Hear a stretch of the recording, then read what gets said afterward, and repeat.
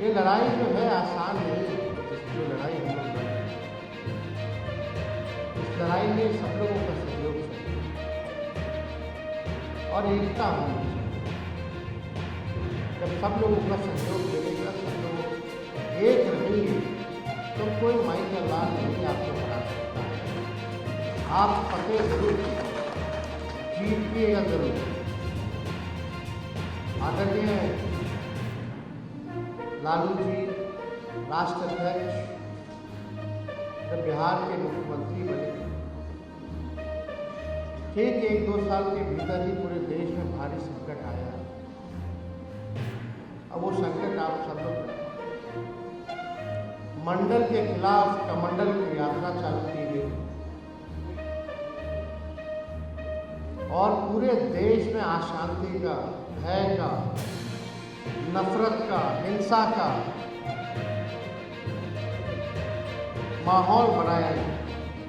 उस दौरान चाहे सत्ता में लालू ने कहा था, चाहे मुख्यमंत्री रहे ना रहे, सत्ता में रहे ना रहे, लेकिन बिहार में दंगा फसाद होने नहीं दिया।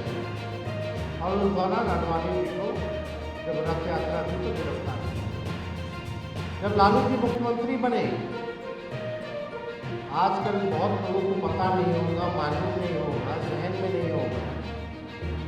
हम तो बहुत छोटे थे, लेकिन जब हमको जानकारी में जाने तो हमको उचित लगता है कि नई पीढ़ी के लोगों को भी ये बताया।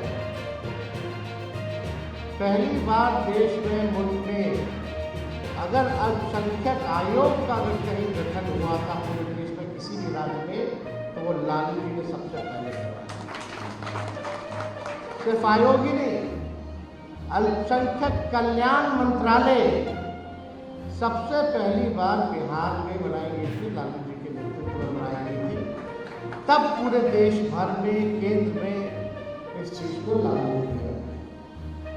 चाहे कब्रिस्तानों की घेराबंदी हो या कहीं भी दंगा फसाद हो जाता था तो डीएम बाद में पहुंचते थे, यहाँ से हेलीकॉप्टर लेकर के उस जगह मुख्यमंत्री पहुंच जाया करते थे और माहौल को अपने हाथ में कंट्रोल। ये दौर भी लोगों ने देखा है जो पूर्व में हमारे पिता के साथ जो लोग रहे हैं, जो अभी भी हैं, वो इस चीज को जानते हैं कि क्या माहौल।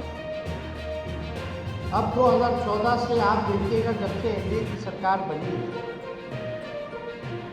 तब से लगातार देश में नफरत फैलाया जा रहा है, खास तौर पर मुसलमानों के प्रति, ईसाइयों के प्रति, सिखों के प्रति नफरत फैलाया। किसान अगर आंदोलन करते हैं तो उनको खालिस्तानी बोल दिया जाता है। जो पंजाब के लोग, ये खालिस्तान। मुसलमान भाई अपने अधिकार के लिए लड़ते तो उनको आतंकवादी बता दिया जाता है, देश से भगाने की बात कर दी जाती है। इसी प्रकार से क्रिश्चियन समूह के लोगों के साथ भी होता रहा। लगातार ऐसे बिल लाए गए, चाहे ट्रिपल तलाक हो, चाहे आपका सीए हो, एनआरसी हो, धारा 370 हो, यूनिफॉर्म सिविल कोड की बात की जा रही थी, या आपका आप देखिएगा अभी जो माहौल में बना हुआ है, वक्फ बोर्ड को खत्म करने की, आप लोगों की जमीन को समाप्त करने की एक बिल लाया गया। तो लगातार पढ़ाई, दवाई, कमाई, सिंचाई पे बात नहीं हो रही। ये जो एनडीए की सरकार है, केवल नफरत वाले जो बिल है, जो गैर संवैधानिक जो बिल है, वो लाने का काम है। लेकिन हमारे दल ने, चाहे कोई भी परिस्थिति रही हो, कोई भी हमारे दल की संख्या रही हो, हम लोगों ने अपने विचारधारा से समझौता नहीं किया। इन सारे गैर संवैधानिक बिलों का हम लोगों ने विरोध किया। और ये जब वक्फ बोर्ड का जब बिल लाया जा रहा था, तभी राष्ट्र अध्यक्ष लालू जी ने, हम लोगों ने साफ तौर पे अपने सांसदों को कह दिया कि भाई जितने हमारे सांसद हैं कि किसी भी कीमत पे ये बिल जो है पास नहीं होना चाहिए, आप संसद में लड़िए। और हमारे सांसदों ने मजबूती के साथ दोनों सदनों में इस बिल के खिलाफ जो है लड़ाई लड़ी।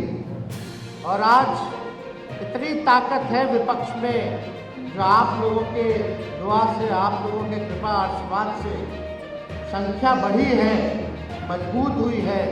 पहली बार जो है नरेंद्र मोदी जी की सरकार ने कोई चीज़ जीपीसी कमेटी में भेजा जा रहा है। क्या क्या माहौल, क्या क्या नहीं बोला गया, आप लोगों को कितना प्रताड़ना झेलना पड़ा, ये बात हम लोग सब लोग समझते हैं। लेकिन कोई भी परिस्थिति रही, लेकिन लालू जी ने सत्ता के लिए नहीं, लालच के लिए नहीं, कभी भी भाजपा के साथ जाना पसंद नहीं किया। चाहे केस मुकदमा हो, जेल हो, हमारे पूरे परिवार के केस मुकदमा हो, हर दिन ईडी सीबीआई अपना काम जो है आंकड़ों के कहने पे वो करता रहता। हम तो कहते थे भाई मेरे घर ही दफ्तर खोल लो, देखते रहो क्या करते हैं, नहीं करते। लेकिन कितना भी किया गया, लेकिन हम लोग झुके नहीं, डरे नहीं।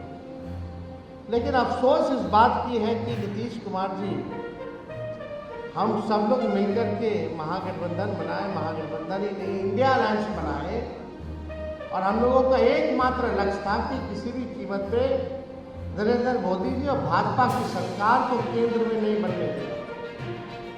लेकिन नीतीश जी ने सही मौके पर हम लोगों को धोखा दिया, हम लोगों को नहीं बल्कि देश के लोगों को धोखा। और उधर चले गए तो गए, उनकी मर्जी है भाई, जहाँ जाना है जाए। लेकिन हम लोगों का तो इरादा साफ था, पाक था। हम लोग तो चाहते थे कि भाई हटे। जिस प्रकार से महाराष्ट्र में, झारखंड में, कर्नाटका में, मध्य प्रदेश में, राजस्थान में विपक्ष की सरकार को गिराया जा रहा था, तोड़ा जा रहा था, एमएलए एमपी खरीदे जा रहे थे, नेताओं को ईडी सीबीआई मुकदमे डाले जा रहे थे, तो एक मौका था हमारे पास कि बीजेपी को बिहार में हम लोग सफल।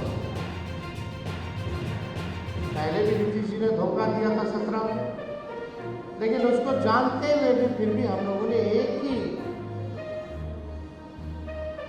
मकसद के लिए हम लोगों ने अपनाया कि केंद्र में किसी भी प्रकार से भाजपा की सरकार ना बने। लेकिन वो उधर चले गए। जब तक राष्ट्रीय जनता दल की सरकार रही 2004-05 तक, तब तक भाजपा सबसे कमजोर था बिहार में, आरएसएस सबसे ज्यादा कमजोर था। जब से नीतीश कुमार मुख्यमंत्री बने, भाजपा मजबूत हुई और आरएसएस मजबूत हुई। पहले किसी की हिम्मत नहीं होती थी आरएसएस वालों की बिहार में आए और दंगा फसाद कराने की कोशिश। लेकिन आज के दौर में आप देखिए किस प्रकार से जो है मजबूत हो रहे। हमको कुछ कहना नहीं, आप सब लोग होशियार हैं, सब लोग आप लोग जानते हैं कि देश में क्या चल रहा है, राजनीति में क्या चल रहा है। हम बस आप लोगों से ये कहना चाहते हैं कि जब लालू जी नहीं डरे सांप्रदायिक शक्तियों से, तो उनका लड़का भी डरने वाला नहीं है। आपके नाम, आपके अधिकार, आपके सम्मान के लिए हम हमेशा लड़ाई लड़ते रहेंगे। चाहे कुछ भी हो जाए, हम डगमगाएंगे नहीं, डरेंगे नहीं। निर्भरता से आपकी लड़ाई को, आपकी आवाज़ को उठाने का काम करेंगे। और बहुत लोग तरह तरह का हम लोगों को गाली देने का प्रयास किया, हमारी एकता को तोड़ने का प्रयास किया है। लेकिन आप जो आवाम है, जमहूरियत में आप लोग मालिक, अगर जमहूरियत में आप लोग मालिक हैं, तो आपको देखना है कौन कब से लड़ रहा है और कितने मजबूती के साथ लड़ रहा है।